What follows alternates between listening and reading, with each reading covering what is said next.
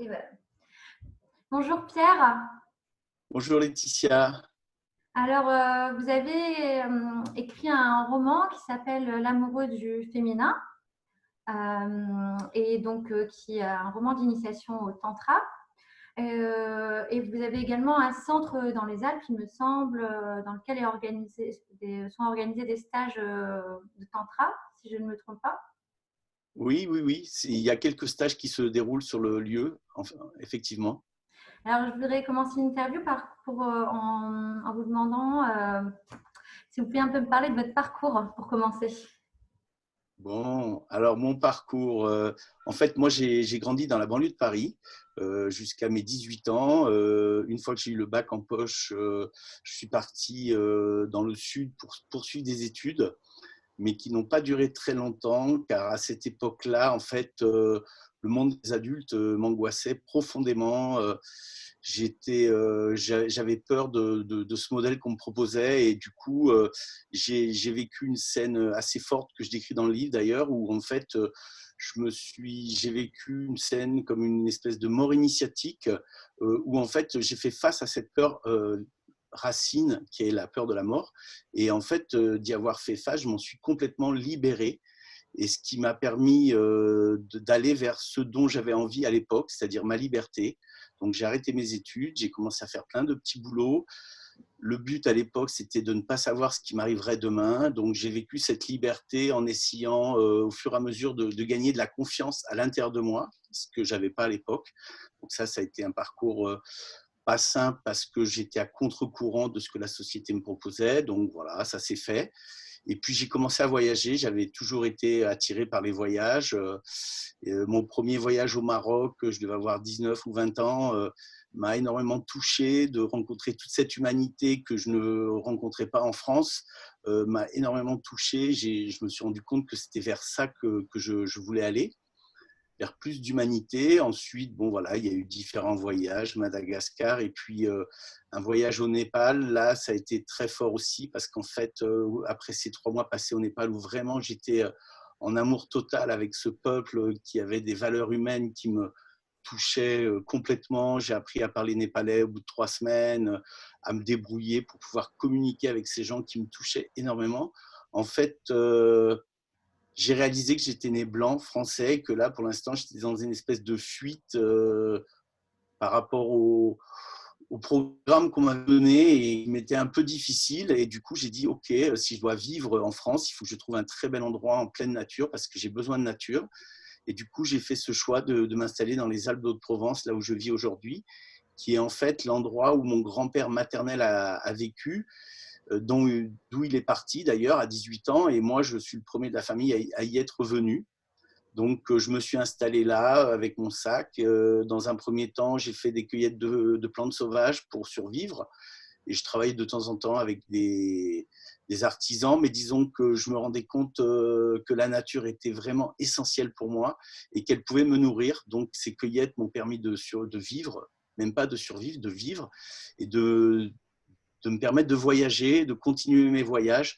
Mais au bout de quelques voyages, j'avais une espèce de sentiment de frustration, c'est-à-dire que je voyais que je passais d'un bus à un hôtel, à un restaurant, un bus, un hôtel, un restaurant, et j'avais une espèce de frustration. Et mon souhait à l'époque, c'était vraiment de pouvoir voyager à pied déjà, et puis de travailler pour créer du lien avec ces gens dans ces pays où j'allais.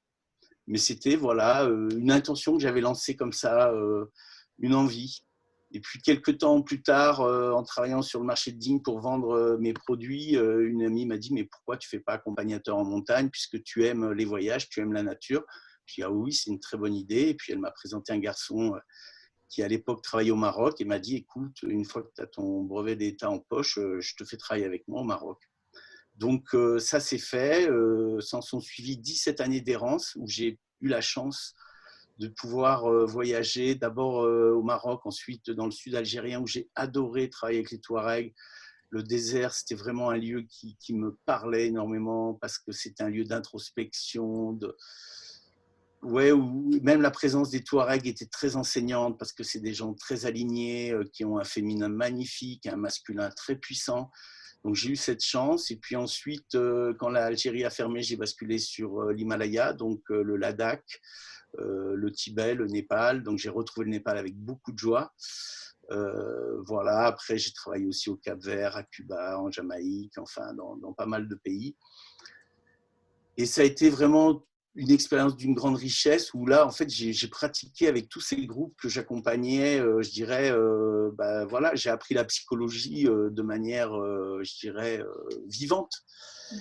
Et là, pendant toutes ces années, il y a eu quand même un tournant à 35 ans, vu que j'étais un solitaire et que j'avais pas mal d'aventures amoureuses. En fait, à 35 ans, j'ai eu une prise de conscience très forte où je me suis rendu compte que j'étais en fuite permanente par rapport aux femmes, que dès qu'elles me proposaient leur cœur sur un plateau d'or ou d'argent, je prenais la fuite. Et là, j'ai fait appel à des amis qui m'ont proposé une thérapie, bon, dont tout cela est expliqué dans le livre. Mais donc cette thérapie a été vraiment pour moi comme une renaissance. J'ai eu la chance de tomber sur une femme avec qui j'ai fait un travail pendant 3 jours qui m'a permis de renaître, c'est-à-dire de me redécouvrir qui j'étais, de me reconstruire et de sortir de ce besoin que j'avais auparavant de reconnaissance, le besoin de reconnaissance des autres. Donc, ça a été une grande libération. C'était un grand pas vers la liberté. Voilà, donc ces 17 ans se sont finis parce que, en fait, j'avais un grand désir de fonder une famille. Le destin m'a présenté une âme que je devais connaître depuis longtemps. À Cuba, et puis du coup voilà, je l'ai invité en France, nous sommes mariés, nous avons eu un enfant, et c'est là où je dis il faut que je vive ici dans la vallée où je suis. J'avais été accueilli pendant 17 années à l'étranger, je voulais à nouveau accueillir à mon tour des gens dans cette vallée vraiment magnifique, hyper sauvage, hyper préservée dans laquelle je suis. J'ai créé un lieu pour pouvoir accueillir mes groupes, tout d'abord de randonnée. Je n'étais pas encore branché sur le développement personnel à l'époque. Et puis voilà, la vie m'a beaucoup aidé. J'ai créé un séjour famille pour initier les enfants à la nature de manière très ludique. Et le lieu lui-même est tellement porteur que bon, je sens que même les esprits de la nature adorent entendre tous ces cris d'enfants l'été qui jouent, qui s'éclatent à faire des cabanes. Enfin voilà, pour moi, c'est une joie de voir tout ça. Donc ça s'est fait. Et puis, j'accueillais aussi des groupes de développement personnel. Et une fois, j'ai accueilli un chaman qui m'invitait à une cérémonie d'ayahuasca. Donc voilà, c'était aussi une cérémonie très puissante, très forte. Je suis rentré dans l'amour inconditionnel avec ma mère. Malgré la première thérapie, j'avais encore des choses à régler. Donc ça a été très fort, très puissant. Et à la sortie de la cérémonie, le chaman me dit « Pourquoi tu ne fais pas du tantra ?» J'étais en recherche depuis très longtemps. J'avais toujours été intéressé par le bouddhisme, par la compassion. J'étais toujours en le soufisme. Je m'étais intéressé toujours à des choses qui nourrissaient mon intérieur, qui nourrissaient ma richesse intérieure. Et là, le tantra, je n'en avais jamais entendu parler. Il m'a donné quelques lectures à faire. Ces lectures m'ont complètement parlé parce qu'il y avait une grande liberté dans ces textes où je m'y retrouvais, mais complètement dans tout ce que j'avais en moi. Et là, après avoir lu tous ces livres, je me suis inscrit à un stage. Et là, dès le premier stage, au cours d'une structure impliquante, la personne qui était face à moi a vécu une guérison. Donc ça a été waouh. Ça a juste été une ouverture au niveau de mon cœur qui a été énorme. En fait, moi, à l'époque, vraiment, ce qui me poussait à aller dans ces stages, j'avais jamais fait de développement personnel auparavant, c'était pour ouvrir mon cœur parce que j'avais encore des blocages, j'avais encore des choses qui résistaient à l'intérieur de moi pour m'ouvrir aux autres. Et puis le tantra qui passait par le corps, qui passait par les émotions, m'a vraiment aidé à voir tous ces endroits qui étaient encore un peu rigides à l'intérieur de moi. Donc voilà, j'ai enchaîné des stages de tantra pendant plusieurs années. J'ai adoré ça. Au cours du 3e stage, d'ailleurs, qui était sur l'ouverture du cœur, là aussi, j'ai revécu une guérison très, très puissante. En fait, la personne avec qui j'étais a vécu une guérison. Et j'ai compris par la suite qu'en fait, elle vivait cette guérison parce que, en fait, j'étais dans la profonde tranquillité à l'intérieur de moi. Profonde tranquillité à l'intérieur de moi, et que c'est cette tranquillité qui lui permet d'exprimer ce qu'elle avait besoin d'exprimer. Donc ça, c'était voilà, des beaux cadeaux que m'ont fait la vie. Voilà, et donc tout ça, ça s'est accumulé, et qu'au bout d'un moment, il y avait toute cette richesse intérieure qui était bonne pour moi. Je ne savais pas trop quoi en faire, au fait. Et j'hésitais d'ailleurs à écrire un livre parce qu'au début, je le voyais un peu sous forme autobiographique, mais ça me saoulait un peu parce que j'avais du mal à parler à la première personne, à raconter ma vie, ce que je fais actuellement face à vous.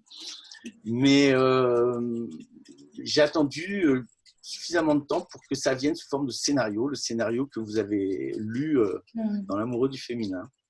D'accord. On va revenir plus tard sur le roman, mais c'est un roman qui se lit, d'ailleurs, je l'ai lu en même pas une semaine, il se lit très vite et la lecture est très agréable. Merci. Et du coup, donc vous m'avez un peu vous avez déjà commencé à répondre à ma prochaine question, qui est quelles sont les activités, enfin, quelles sont vos activités maintenant? Donc, vous parlez de cueillette auparavant, puis ensuite de guide de montagne. Mais actuellement, quelles sont vos activités? Quelles sont vos différentes prestations? Alors, mes activités, disons qu'il y a eu cette création de lieux. Alors, depuis quelques années, parce que ça fait quand même pas mal d'années que je travaille avec un jeune, et puis maintenant, il est en couple depuis 3 ans avec une jeune fille. Et ce couple, en fait, je leur ai délégué la plupart des activités parce que c'est un lieu qui est à 20 minutes de la route à pied, situé en pleine montagne, qui est juste magique. Mais j'y ai mis beaucoup, beaucoup d'énergie. Et qu'en fait, à un moment donné, je me suis rendu compte que j'avais plus envie de m'investir dans le tantra, que cette partie physique, avec la nature, je voulais la vivre différemment. En fait, aujourd'hui, je passe beaucoup de temps à randonner, beaucoup de temps à être seul, à m'immerger seul dans la nature, parce que ça me nourrit, parce que c'est une nourriture, je dirais, qui n'a pas de faim. Et donc, j'apprends tous les jours et je me nourris tous les jours de ce silence et de cette ouverture, de cette réceptivité face à la nature. Donc, en fait, je suis beaucoup plus libre qu'avant. Bon, j'ai toujours une vie quand même assez libre et avec très peu de contraintes. Mais disons que, voilà, aujourd'hui, matériellement, je peux me le permettre. Moi, j'ai toujours vécu avec très peu. Et là, je préfère avoir pas plus, mais à plus de liberté encore. Et qu'aujourd'hui, je fais aussi partie d'un collectif depuis 3 ans où nous animons des stages de tantra, donc les nouveaux horizons tantriques.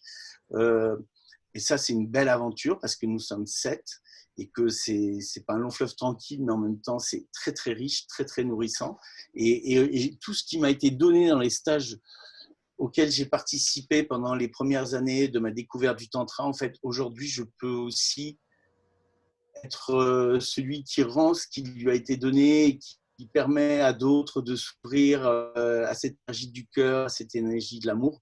Et ça, c'est vraiment très nourrissant. C'est même un cadeau qui me surprend à chaque fois, quoi. Je suis toujours dans l'émerveillement de ce qui se passe et de voir l'évolution des gens et la rapidité à laquelle les choses peuvent se faire. C'est waouh, c'est juste magique. D'accord. J'avais une autre question qui était pourquoi le choix du tantra, mais je pense que vous avez répondu. Vous avez quelque chose à ajouter par rapport à ça au niveau du choix du tantra et plus qu'une autre voie en fait, même si... Oui, alors ce que je pourrais dire sur le tantra, c'est que moi, dans un premier temps, j'ai vraiment été nourri par la philosophie du tantra, c'est-à-dire la voie non duelle, et que cette voie non duelle, c'est aussi une voie qu'on appelle la voie rapide, la voie directe, c'est-à-dire celle qui vous connecte directement à votre source, à la partie de vous qui est intouchable, intouchée, et qu'en fait, ce mélange avec ma vie dans la nature a fait qu'en fait, ces deux voies se rejoignent. Ces deux voies se rejoignent parce que moi, la nature me connecte directement avec le meilleur de moi-même. C'est-à-dire que quand je suis complètement dans la reconnaissance de la beauté du monde, en fait, je nourris naturellement ce centre qui est au cœur de mon cœur et que le tantra me permet de vivre ça en interaction avec d'autres personnes et que ça m'apprend aussi à mieux me relationner, je dirais, avec mon amoureuse. Actuellement, je ne suis pas en relation, mais j'ai eu quelques relations depuis le tantra et c'est vraiment, pour moi, donc là, je parle plus du tantra, ce qu'on peut appeler le néo-tantra, mais que disons que le tantra philosophique, dans un premier temps, m'a appris à sortir de toute projection, de toute attente, pour être juste ce que je suis, point barre. Donc, me détacher de mon personnage psychologique J'ai cité quelques textes à ce sujet dans mon livre parce que c'est un point vraiment très important, c'est-à-dire que pour vraiment s'ouvrir à son cœur et au meilleur de nous-mêmes, il y a à un moment donné un besoin de déconditionnement, déconditionner le personnage que la société, que l'éducation nous a mis sur le dos, parce qu'au centre de nous-mêmes, il y a nous, vraiment qui nous sommes réellement, et que pour ne pas être impacté par l'influence de qui on a voulu qu'on soit, en fait, ce travail de déconditionnement doit avoir lieu. Ce n'est pas un travail plus compliqué que ça. C'est d'abord, je dirais, le savoir, le comprendre et en avoir envie. Et parce que vivre dans l'amour, ok, c'est une super belle phrase, on a tous envie de vivre dans l'amour. Moi, ce qui m'intéresse, c'est comment vivre dans l'amour. Et donc, cet outil de déconditionnement, il est vraiment essentiel pour moi. Donc, il y a des outils comme le témoin, par exemple, celui qui observe, parce qu'un de nos plus grands, je dirais, une de nos plus grandes sources de souffrance, c'est notre jugement. Le jugement vis-à-vis du monde, le jugement vis-à-vis des autres, le jugement vis-à-vis de nous-mêmes, qui est peut-être celui-là qui est le pire. Mais comment s'en défaire? Comment s'en défaire? Et donc, grâce au texte de ce tantra non-duel, j'ai appris qu'il y avait le témoin. Le témoin, d'ailleurs, ça a été une des méditations qui a été reprise par Osho à la fin de sa vie, qui reprenait uniquement celle-là parce qu'il la trouvait essentielle. C'est celui qui observe. C'est-à-dire que je me vois me juger et je ne vais pas juger ce jugement. C'est-à-dire, je dis, oh, quel imbécile. Ok, je l'ai fait, c'est pas grave. Mais que c'est juste pas important et que juste le fait de le voir petit à petit, on s'en détache. Et que vraiment, dans certains états où on arrive à ne plus avoir de jugement du tout vis-à-vis de nous, en fait, on se sent vivre vraiment comme des dieux sur Terre. Parce qu'en fait, nous sommes juste en chemin, nous sommes juste en train d'essayer d'avancer avec qui nous sommes et sans chercher à être ni mieux ni pire de ce que nous sommes, des êtres humains en chemin, mais que le fait de ne plus mettre de jugement, c'est vraiment très, très libérateur. Donc voilà, il y a eu ce tantra non-duel et aussi le néo-tantra. Donc le néo-tantra m'a appris ce positionnement face à l'autre, quoi. Et ça a été un grand chemin, savoir poser des noms à l'autre, savoir parler de ce que je ressens plus profond de moi, c'est-à-dire l'être authentique, pouvoir le dire à l'autre.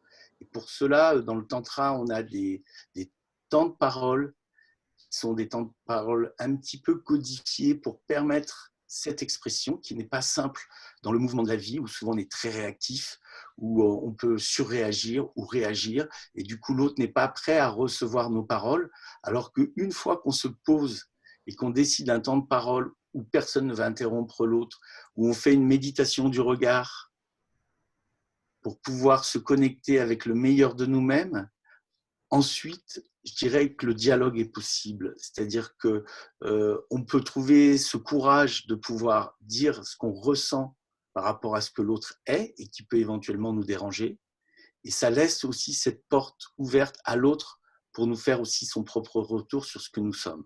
Et ça, c'est magique. C'est magique parce que ça crée un lien tellement beau, tellement fort quand c'est possible. Merci.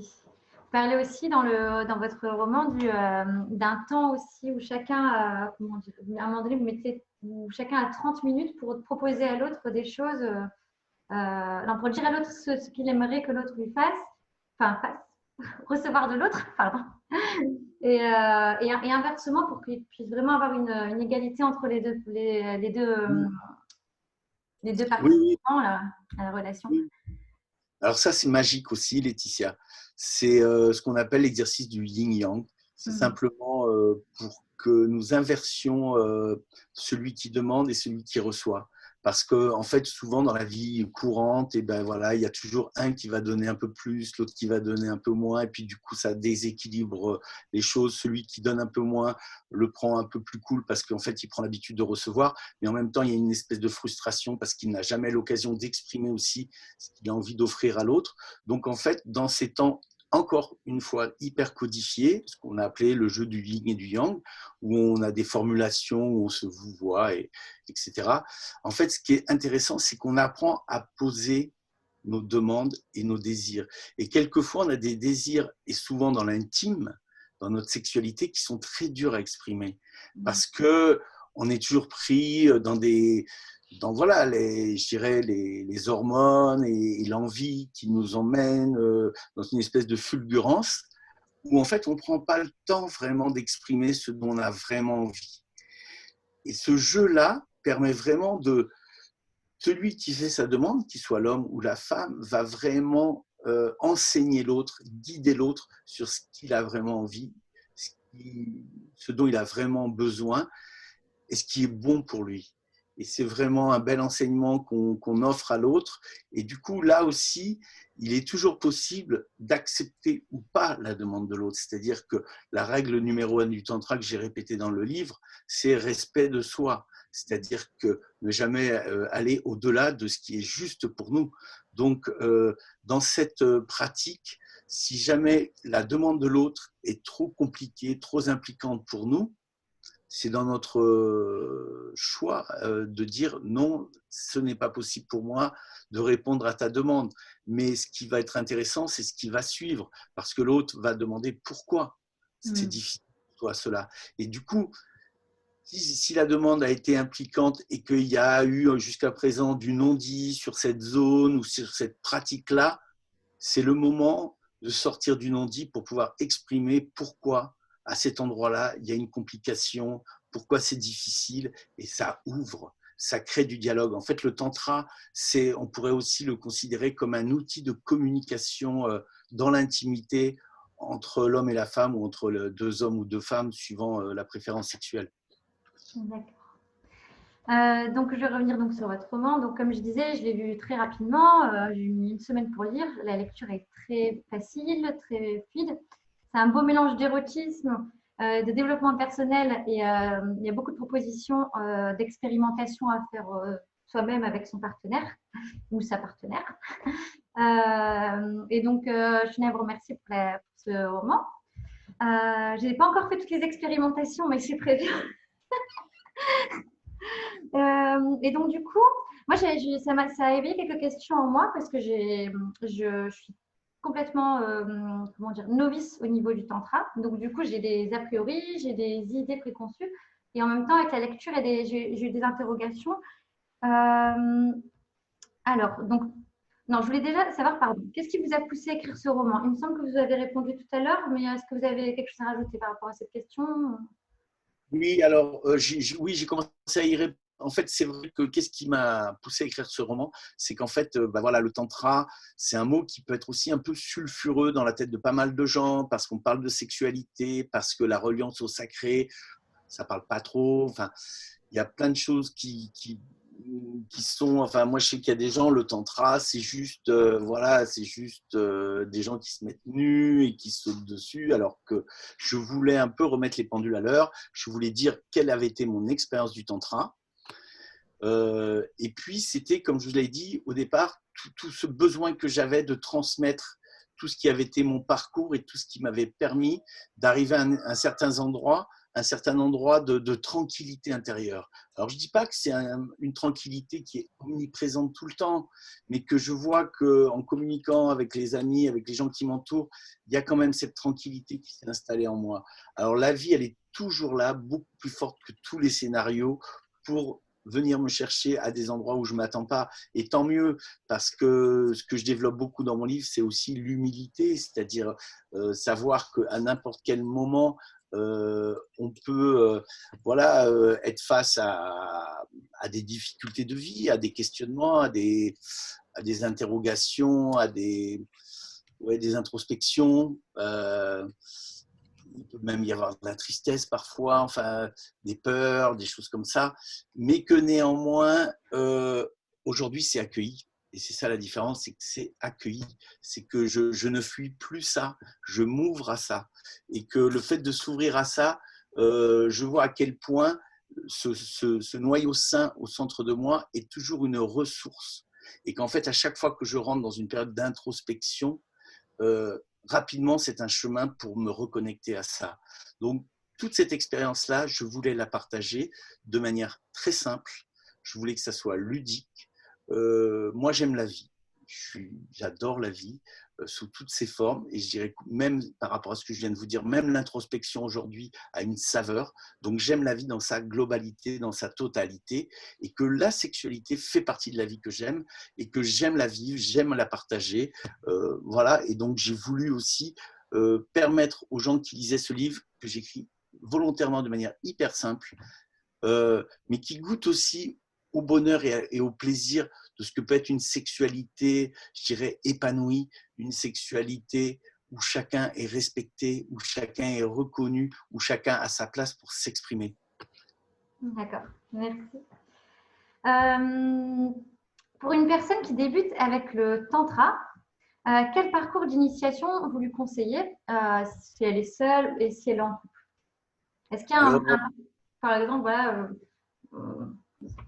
alors, le parcours d'initiation, alors c'est vrai que dans un premier temps, évidemment, je vais faire la pub pour mon livre, c'est-à-dire que, mais ce n'est pas le seul en fait, hein, il y a d'autres livres qui parlent de tantra et qui sont comme ça, des livres qui peuvent donner envie d'eux.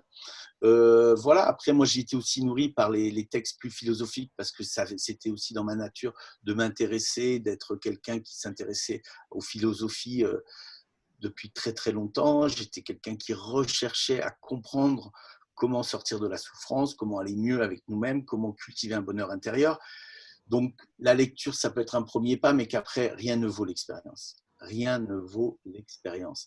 Et que c'est vrai qu'au sein du collectif dont je fais partie, les Nouveaux Horizons Tantriques, on reçoit régulièrement des gens qui commencent et qui enchaînent les stages parce qu'ils ont envie de continuer l'aventure pour aller se rencontrer. Et c'est ça qui est beau, c'est qu'il y a des gens, c'est au bout d'un stage, de 2 stages, 3 stages, où en fait ils disent mais je me découvre, et où ils laissent des valises aussi. C'est que petit à petit, il y a un nettoyage qui se fait et il y a vraiment cette puissance du groupe.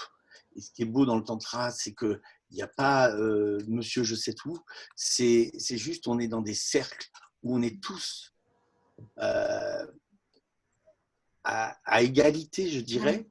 Et ce cercle me rappelle vraiment, moi, je me sens très amérindien dans mon âme. J'ai toujours vécu libre sur cette terre, mais parce que je sens que j'ai une âme complètement reliée aux Amérindiens, la nature me nourrit, et que chez les Amérindiens, voilà, c'était l'horizontalité, c'est-à-dire qu'il n'y avait pas de chef réellement.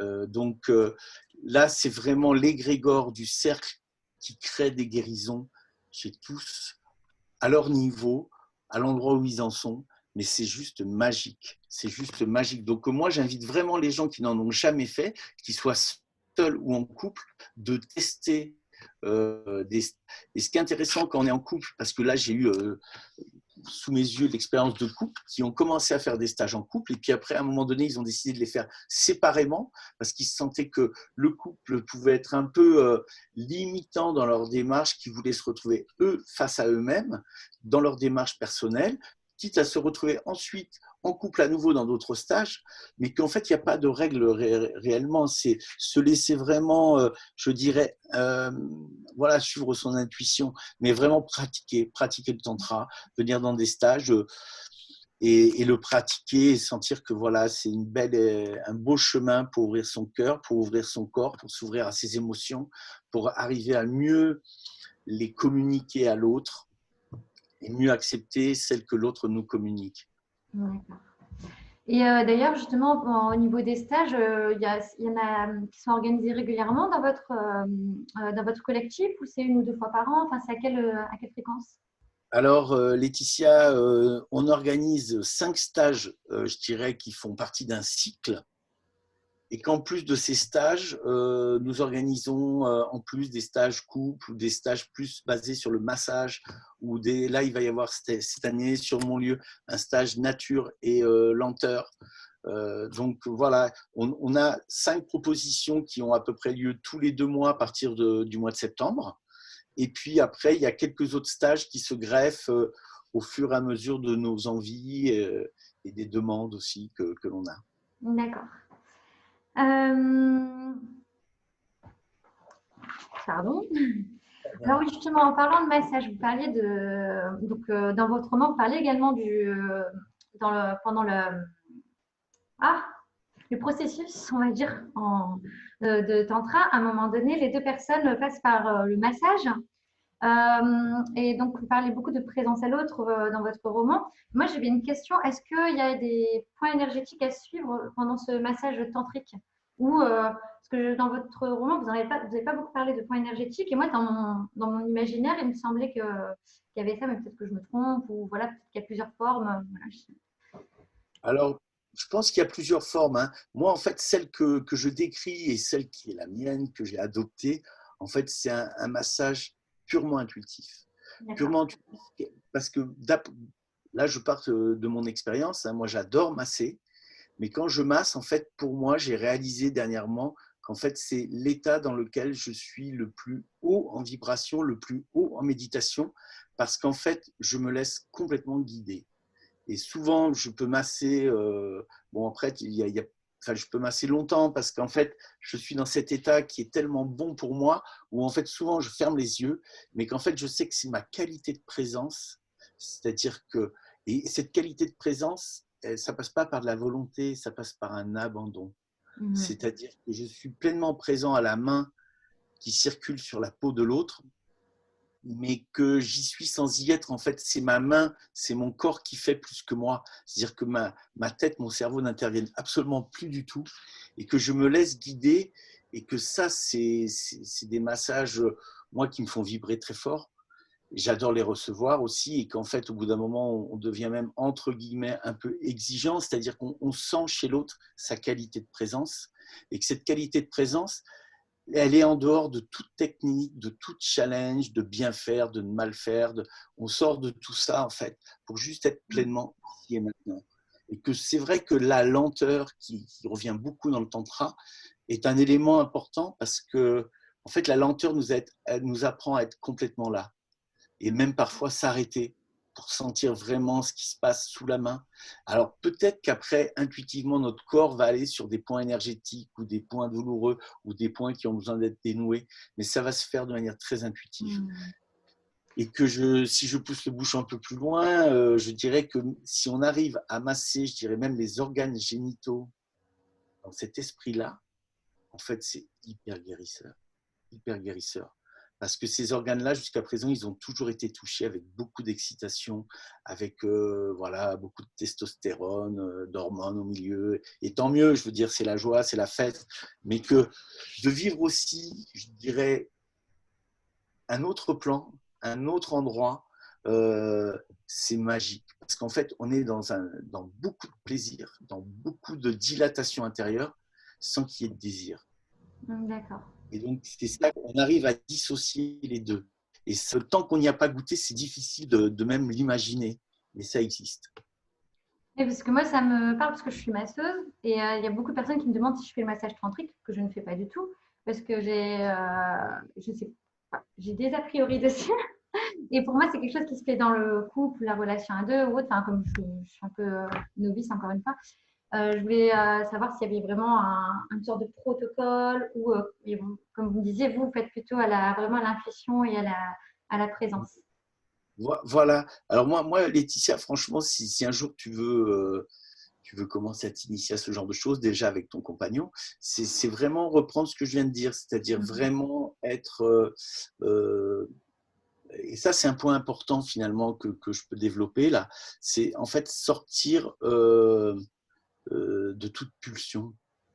Sortir de toute pulsion. Et pour moi, ça a été, et là, je crois que sur mon deuxième livre, je vais en parler davantage, j'en parle déjà un petit peu dans le premier, c'est que pour moi, ça a été vraiment une grande réalisation pour moi. C'est-à-dire que moi, juste avant de rencontrer le tantra, j'étais quelqu'un qui était un grand solitaire, mais du coup, qui avait eu beaucoup de rencontres amoureuses, beaucoup d'expériences avec beaucoup de femmes différentes, et qu'en fait, à un moment donné, la vie faisait que j'étais dans la nature, je marchais beaucoup, du coup j'avais une libido qui était quand même bien développée, bon qu'il est toujours, mais aujourd'hui que je vis différemment, mais du coup cette libido, à un moment donné, elle m'a rendu dingo, quoi. C'est-à-dire qu'à un moment donné, quand on refait les mêmes trucs pendant 30 ans, on se dit, mais il y en a marre, quoi. Il y en a marre, ça fatigue, quoi. Moi, j'étais arrivé à un point de saturation en me disant, mais je passe ma vie à me ronger le cerveau pour me demander comment je vais faire pour faire l'amour dans la semaine qui vient, ou parce que c'était présent dans mon corps.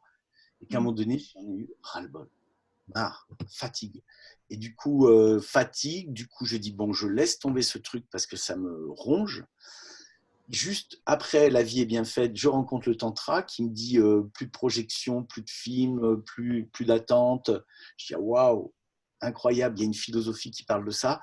Et du coup, les amendes que j'ai reçues après cette compréhension, en fait, je leur ai laissé l'espace complètement disponible. J'aurais laissé l'espace complètement disponible et en fait là j'ai reçu des cadeaux magiques. Et en fait c'est là où j'ai commencé à réaliser que moins j'étais dans cette pulsion, plus je laissais l'espace à l'autre. Et qu'en fait, l'homme, il a tendance… Enfin, moi, j'avais été comme ça, c'est très branché dans mon scénario et le challenge et le truc. Et qu'en fait, a fortiori, j'avais compris qu'en fait, je ne laissais pas de place du tout à l'autre, quoi. Et qu'en fait, là, de l'avoir réalisé, j'avais envie de vivre juste tout le contraire. Et qu'après, je l'ai expérimenté avec mes amoureuses et même elle sentait, elle me disait, mais je sens quand tu es tendu et que dès que tu lâches la tension, ça m'ouvre. Ça m'ouvre. Et qu'en fait, ça, c'est vraiment aujourd'hui un message fort que j'aimerais transmettre au maximum d'hommes.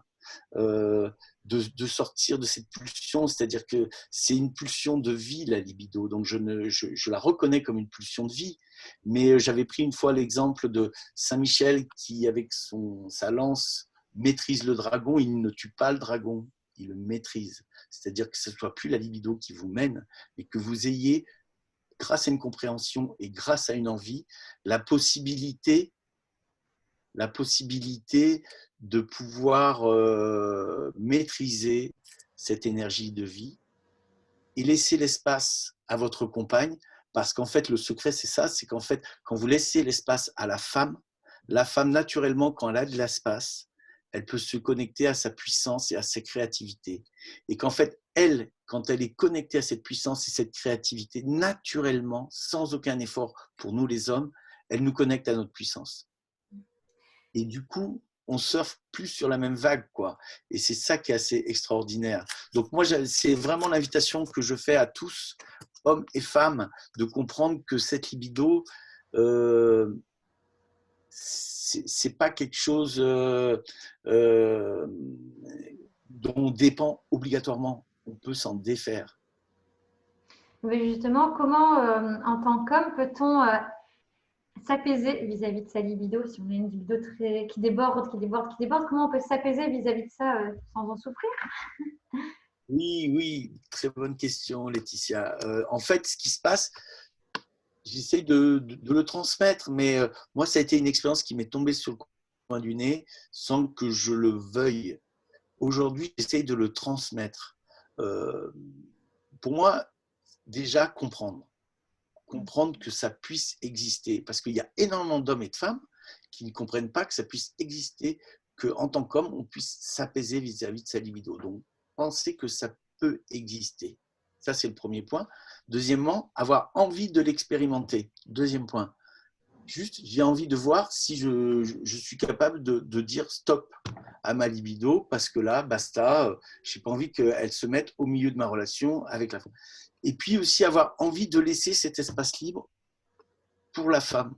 Lui laisser être dans sa créativité, dans sa puissance, que ça soit elle qui initie les jeux de l'amour. Et donc être dans une certaine forme, je dirais, de passivité, mais ce n'est pas vraiment une passivité, c'est une tranquillité, une espèce de tranquillité où en fait, il n'y a plus de peur, il n'y a plus d'angoisse, je vais réussir, je ne vais pas réussir. Parce qu'en fait, une des voies du tantra, c'est vraiment ça, il n'y a plus de challenge, il n'y a plus d'objectif à atteindre. Il y a juste à être pleinement là, présent, à écouter ce que l'autre est, ce que l'autre a à nous offrir. Donc, ouais, on en revient toujours à cette histoire de qualité de présence, de plaisir à être pleinement présent à l'autre, à être pleinement présent à soi, à être pleinement présent à ses ressentis, à son corps et à ce que l'autre peut nous offrir. Merci. Et comment, en tant que femme, peut-on euh, aider, accompagner l'homme vis-à-vis de sa libido? Alors, ça, c'est aussi une très jolie question. Euh, J'en ai parlé avec des femmes. Je pense que déjà, le premier point, c'est de réussir à ce que l'homme puisse l'exprimer. C'est-à-dire que l'homme puisse dire oui, là, je suis tendu comme une arbalète, j'ai hyper envie de toi, voilà, j'ai du désir, ça m'envahit. Et donc déjà, le reconnaître. Et en tant que femme, déjà que l'autre puisse l'exprimer, ça désamorce. Et ensuite, peut-être, nous, souvent, on a des méditations où on pose une main sur le sexe, une main sur le cœur, et on peut trouver, enfin, après, c'est au couple d'inventer leur rituel, mais apprendre à respirer avec ça, à se détendre avec ça. La méditation du regard est très importante parce qu'elle connecte directement au cœur et au meilleur de nous-mêmes, c'est-à-dire à notre partie divine. Donc, du coup, elle désamorce un peu ce côté très pulsionnel, très physique. Donc, voilà, ma proposition, elle est là. D'accord, merci. Et quelles peuvent être les conséquences sur la relation sexuelle entre les deux partenaires de pouvoir avoir une libido plus en paix?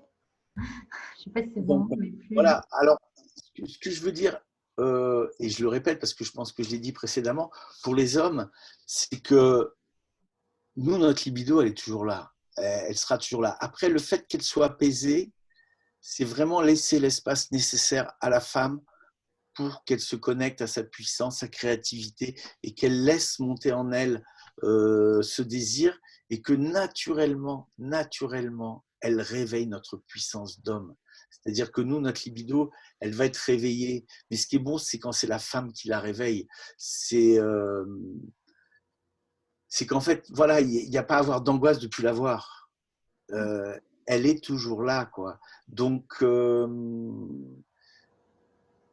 voilà, je reviens toujours à ça, c'est savoir que ça fonctionne et que c'est beaucoup mieux. C'est comme, voilà, je prends un exemple, c'est comme si, par exemple, un homme, il a très très envie d'avoir une fellation, il va demander à une femme, voilà, j'ai envie que tu fasses une fellation, elle va la faire pour faire plaisir à l'homme. Hein, ça, c'est le scénario, je dirais, un peu classique.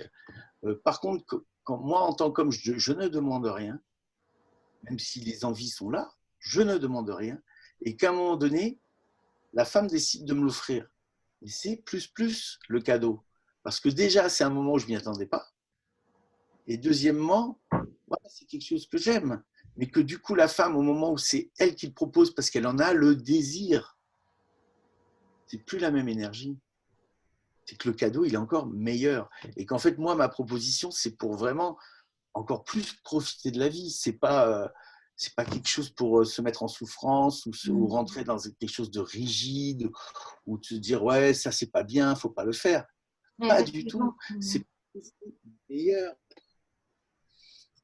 Pardon? Non, non, je disais juste c'est parce que c'est meilleur, mais moi ça me fait sourire parce que voilà, enfin, les gens qui me connaissent, voilà, savent comment je vis quoi. C'est que j'adore vivre, j'adore la vie sous toutes ses formes, mais qu'aujourd'hui j'ai appris aussi à qu'en fait c'est dans le subtil qu'on peut transcender les choses. C'est-à-dire le sexe pour le sexe, au bout d'un moment, c'est fatigant quoi. Ben, moi, ça me saoule, ça me fatigue aujourd'hui, peut-être parce que voilà, l'expérience a été la mienne comme ça, mais qu'aujourd'hui, moi, ce qui me nourrit vraiment en profondeur, c'est le subtil. Tout à fait. Et d'ailleurs, quelle est la différence entre une relation sexuelle consciente, délicate, douce et le tantrisme? Ah, enfin, les deux se rejoignent, hein, les deux se rejoignent. Après, ce qui est intéressant, c'est dans le tantra, ça donne quelques outils. Comme tout à l'heure, on évoquait cette histoire du jeu du yin et du yang, c'est-à-dire que, par exemple, apprendre à dissocier quand je reçois pleinement.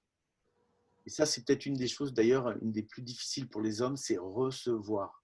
Parce que c'est notre polarité féminine, recevoir.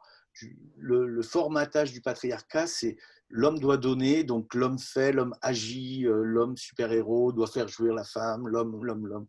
Mais qu'en fait, la polarité féminine de l'homme, c'est recevoir. Donc, apprendre à recevoir, se laisser complètement ouvert à ce que l'autre nous offre. Et donc ça, le fait de le dissocier, ça nous apprend à augmenter les sensations de pleinement recevoir ou de pleinement donner, être pleinement présent quand je reçois, être pleinement présent quand je donne, dans mes propres sensations et dans les sensations que l'autre reçoit. Donc voilà, c'est donc en fait par rapport à ce que vous dites, en fait tout est possible, hein, et je pense que les gens qui rentrent en amour très fort, les histoires d'amour très fortes dans les premiers jours de l'amour, en fait, je pense que les hommes, naturellement, sont connectés à leur cœur et sont dans leur polarité féminine. Ils sont complètement subjugués par la beauté de la femme, subjugués par ce qu'elle est, et sont prêts à recevoir. Et c'est ça qui rend si fou, je dirais, ces premiers jours de l'amour. Après, ce qu'il faut savoir, c'est que ces premiers jours, ils peuvent durer plus longtemps à partir du moment où on passe par des phases qui nous permettent de les faire durer. Merci. Alors j'ai une question. En fait, dans le roman, au début du roman, donc les personnages principaux féminins ont l'habitude de faire appel à des escort boys. Puis après, elles font appel à Diego, qui a été présenté par l'une d'elles. Là, je ne vais pas tout dire pour que les gens puissent découvrir Oui. le roman. Et donc, il est rémunéré pour une prestation donc, sur 3 jours. Et je voulais savoir quelle était la différence entre Diego, le personnage principal aussi du roman, et un escort boy qui sont rémunérés tous les deux pour une prestation qui englobe une part de sexualité, enfin de sensualité. Oui, alors cette question, c'est en fait c'est un petit pied de nez que j'ai voulu faire. Pardon. Quand le scénario m'est apparu, en fait, c'était à l'époque où il y avait les 11 nuances de Grey. Enfin, non. Nuance de gré, Pardon. Et donc, c'était un pied de nez que j'ai voulu faire parce qu'en fait, j'étais fatigué de voir toujours les hommes riches avec les grosses voitures, machin, qui prenaient la petite secrétaire gentille et puis qui devenaient leur objet sexuel. Donc en fait, c'est un pied de nez. Là, je décris des femmes plutôt qui réussissent leur vie de manière matérielle, qui font, voilà, qui ont des difficultés à rencontrer l'amour, qui ont des difficultés à avoir des relations sexuelles satisfaisantes. Donc, elles font appel à des escort boys. Bon, voilà, c'était un petit pied de nez par rapport au patriarcat, par rapport à tout ça. Après, bon, Diego doit jouer le jeu parce qu'il doit pouvoir rentrer en contact avec cette fameuse Stéphanie qui est jusqu'à présent allergique au tantra. Donc, c'est sa copine qui trouve ce scénario-là. Voilà. Mais ça ne va pas plus loin. En fait, il n'y a pas. C'était surtout, voilà, ce que je viens de dire, un pied de nez par rapport aux nuances de gris, un peu les rôles. patriarcat ambiant qui me saoulait un peu. Donc voilà, j'ai voulu prendre un pied. Alors, et là, maintenant, il me reste 2 questions d'internautes. Donc, il y a une personne qui m'a posé la question comment canaliser ce genre d'énergie? Je vous la retranscris comme elle a été posée. Alors, peut-être l'énergie, comment canaliser, mais je pense que vous avez peut-être répondu auparavant, comment canaliser son énergie peut-être sexuelle, sa libido? Peut-être qu'il y a Oui, bah, je pense que ça a été fait. Ouais, voilà, j'y ai répondu. J'y ai répondu. Voilà, après, juste ce que je peux rajouter, c'est ce que je disais au départ, c'est-à-dire qu'à un moment donné, quand on va à contre-courant de ce qui est de l'éducation qu'on a reçue dans cette société patriarcale, en fait, ça demande une forme de déconditionnement, c'est-à-dire de faire à l'inverse de ce qu'on a appris. Donc, ça prend des fois un petit peu de temps. Mais moi, je crois vraiment à la compréhension, c'est-à-dire la compréhension et l'envie de. Dès que la compréhension se fait et que toutes nos cellules disent oui, ça j'ai envie de, en fait, le message rentre à l'intérieur de nous. Et que une fois qu'il est rentré à l'intérieur de nous, après, il n'y a plus qu'à essayer de le mettre en pratique avec notre partenaire. Mais en fait, tout est simple et facile. Voilà, c'est aussi le message que j'ai envie de faire passer. Tout est simple et facile. C'est plutôt l'envie du départ, envie de, et croire que c'est possible. Parce que là aussi, voilà, on a un conditionnement qui nous dit que tout doit être compliqué, tout doit être difficile, qu'il faut en baver pour y arriver. C'est absolument faux. Enfin, moi, la nature m'a appris l'inverse, ma vie m'a appris l'inverse. Donc, tout est facile. On est venu uniquement sur Terre pour jouir de la vie. Voilà, moi, c'est ce que j'essaye de pratiquer le plus possible et que j'essaye de transmettre aussi. Merci. Et la dernière question, toujours par une internaute. Pour le tantra au sein du couple, est-ce qu'il faut nécessairement que les deux personnes s'y intéressent? Par exemple, si la personne a son compagnon qui ne s'intéresse pas du tout à tout ça et qu'elle s'y intéresse, est-ce qu'elle peut quand même l'utiliser dans sa relation ou c'est plus compliqué? Alors ça, c'est une question un peu compliquée à répondre parce qu'en fait, ça va être au cas par cas, mais qu'en fait, il peut y avoir qu'une seule personne qui s'y intéresse. Moi, je sais que quand j'ai commencé le tantra, j'avais une amante qui ne connaissait pas le tantra, mais par contre qui était naturellement ouverte à ça, ouverte aux expérimentations, qui était aussi une personne qui aimait, je dirais oui, s'investir, qui aimait mener le jeu, on va dire, qui avait plein d'inventivité, de créativité et qui aimait voilà, ouais, mener le jeu amoureux. Et du coup, moi, j'étais le plus heureux, mais qu'elle n'avait pas fait de tantra pour autant. Et néanmoins, c'était une femme tantrique. Donc voilà, ça c'est complètement possible. Après, ce qui est intéressant, c'est voilà, c'est d'amener l'autre avec beaucoup de douceur, beaucoup de tranquillité à ce qu'on nous a appris pendant les stages. Et puis voilà, mais je pense que ça c'est du cas par cas. Hein. Il n'y a pas de règle universelle là-dessus. Et il me semble, alors j'espère ne pas faire l'erreur, que vous êtes actuellement sur l'écriture d'un deuxième livre ou c'est en cours de projet.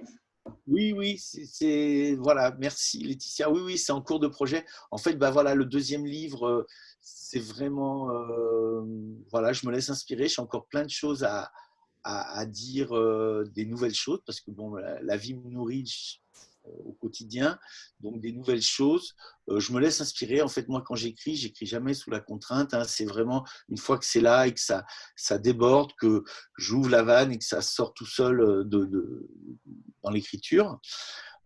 Mais vraiment, je voulais davantage insister sur cette histoire de l'homme et de sa libido parce que là, je pense qu'on est à une période cruciale où, en fait, la fin du patriarcat, la fin d'un système, la fin d'un monde ne pourra être vraiment effectif que quand il sera intégré jusque dans la sphère sexuelle de chaque personne. Et c'est pour ça que je pense que ce message, il est important, parce qu'en fait, on peut le garder à un niveau théorique, on peut le garder à un niveau sociétal, on peut le garder à un niveau écologique. En fait, aujourd'hui, on a toutes les solutions pour vivre mieux, pour respecter la terre-mère, pour respecter la femme.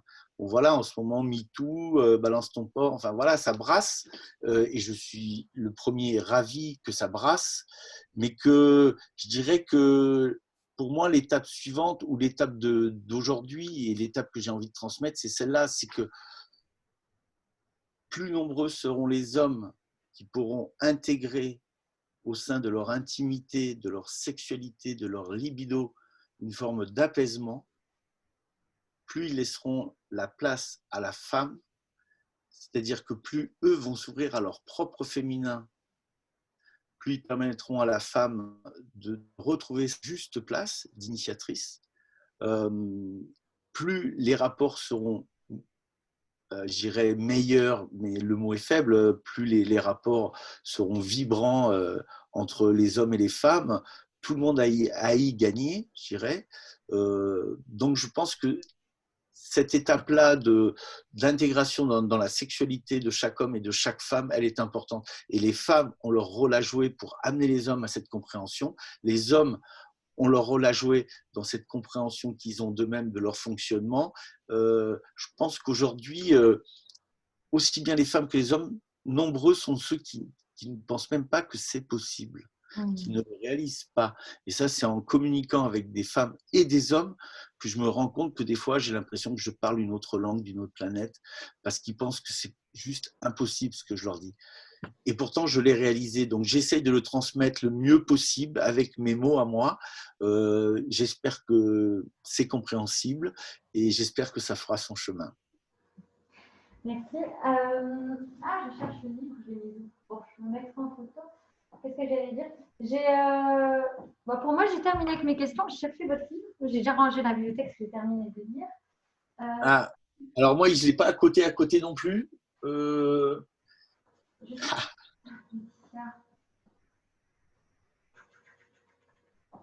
Je voulais savoir, est-ce que vous avez, ben moi j'ai terminé avec mes questions, est-ce que vous avez quelque chose à rajouter pour clôturer ou un message à faire passer pour clôturer l'interview?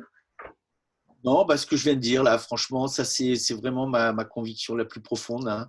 C'est que le jour où tous les hommes se seront apaisés vis-à-vis de leur libido, le jour où voilà, il y aura cette polarité qui se sera réconciliée, équilibrée, bah, ce sera juste magique, quoi. Et peut-être que je peux finir là-dessus, c'est que voilà, un couple vraiment tantrique, un couple qui fonctionne vraiment dans la compréhension, l'harmonie, l'amour, ce qui n'empêche pas, je dirais, voilà, des moments de conflit, et c'est bien normal, ça fait partie de la vie. C'est pas un truc complètement idyllique, mais que néanmoins il y a cette volonté, cette envie de communiquer au mieux son être authentique avec l'autre, et qu'il y ait cette compréhension même au niveau de la sexualité. Je dirais qu'un couple qui fonctionne comme ça, est aussi puissant que 100 mètres éveillés. Hmm. Donc, en fait, plus nombreux seront les couples à vivre ça pour le plaisir de le vivre, parce que c'est un kiff total, plus notre humanité il sera irradiée d'amour, et qu'en fait, voilà, ça va se transmettre, ça va exploser, quoi. Et donc, c'est en ça que je crois. Bon, merci beaucoup Pierre pour cette interview. Et ben, je rappelle le titre de votre roman qui est, ça m'embête parce que je sais que j'ai posé. Alors, si je peux m'échapper 2 secondes, je peux aller en chercher un exemplaire. Je fais bien parce que je suis en train Ah, il est où? Vous l'avez trouvé? Non, je l'ai. Non, je vous laisse. Ah, il est là, il est là. Je l'ai trouvé. Donc, je le montre en attendant. Donc, L'amoureux du féminin aux éditions Kiwi.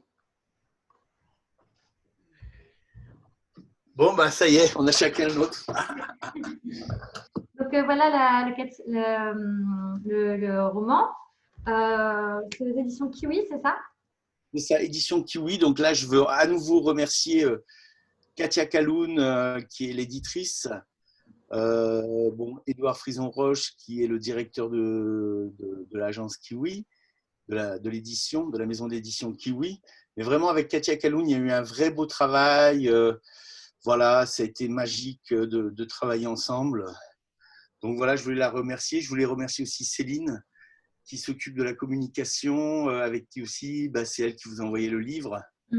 Et voilà, très belle personne, donc beaucoup de joie d'être dans cette maison d'édition. Puis voilà, je souhaite le meilleur pour ce livre, que plein de gens l'aient entre les mains, que plein de gens soient inspirés pour découvrir voilà, une meilleure manière de pouvoir être en relation dans la joie et la bonne humeur.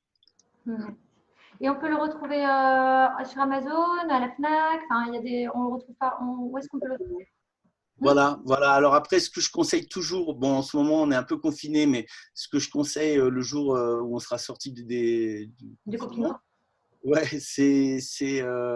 c'est de le demander aux libraires. Parce qu'en fait, là, je vois, moi, là où je suis, les libraires longs, en fait, il suffit de le commander chez les libraires, ça fait travailler les libraires, c'est bien. Après, si c'est compliqué pour vous, la Fnac, c'est très bien. Voilà. Ouais, très très beau conseil. Bon, mais merci beaucoup Pierre et je vous dis peut-être à bientôt pour une prochaine interview. Ben, c'était un plaisir, Laetitia. Merci beaucoup de m'avoir invité. En tout cas, merci beaucoup. Et puis voilà, on se souhaite le meilleur mutuellement. Voilà, le meilleur pour votre relation, Kevin et vous. Merci.